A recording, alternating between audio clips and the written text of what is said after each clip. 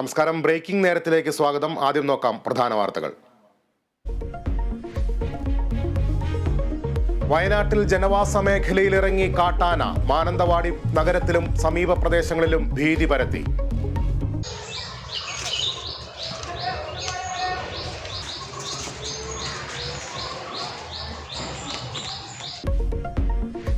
നഗരത്തിൽ നിരോധനാജ്ഞ പ്രഖ്യാപിച്ചു. ആവശ്യമെങ്കിൽ മയക്കുവെടി വയ്ക്കാൻ നിർദ്ദേശം നൽകിയതായി മന്ത്രി എ കെ ശശീന്ദ്രൻ. മാസപ്പടി വിവാദം വീണ്ടും സഭയിൽ ഉയർത്താൻ പ്രതിപക്ഷം. എക്സാലോജിക്കിനെതിരായ SFIO അന്വേഷണം അടിയന്തര പ്രമേയമായി അവതരിപ്പിക്കാൻ നീക്കം. സർക്കാർ വ്യക്തമായ വിശദീകരണം നൽകണമെന്ന ആവശ്യം.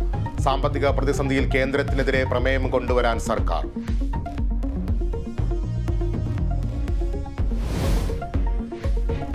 ജാർഖണ്ഡിൽ ഭരണപ്രതിസന്ധിക്ക് പരിഹാരം. മുഖ്യമന്ത്രിയായി ചമ്പൈ സോറൻ ഇന്ന് സത്യപ്രതിജ്ഞ ചെയ്യും.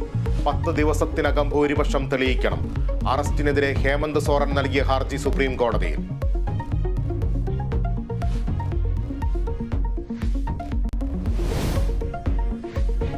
ജോർദാനിലെ സൈനിക കേന്ദ്രത്തിലെ ആക്രമണത്തിന് തിരിച്ചടി നൽകുമെന്ന് US. ഇറാഖിലും സിറിയയിലുമുള്ള ഇറാന്റെ സൈനിക കേന്ദ്രങ്ങൾ ആക്രമിക്കുമെന്ന് മുന്നറിയിപ്പ്. ആക്രമണത്തിൽ പങ്കില്ലെന്ന് ഇറാൻ.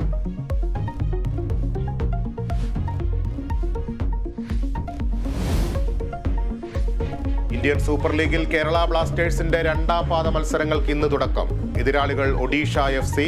മത്സരം വൈകിട്ട് 7 ഭുവനേശ്വറിൽ.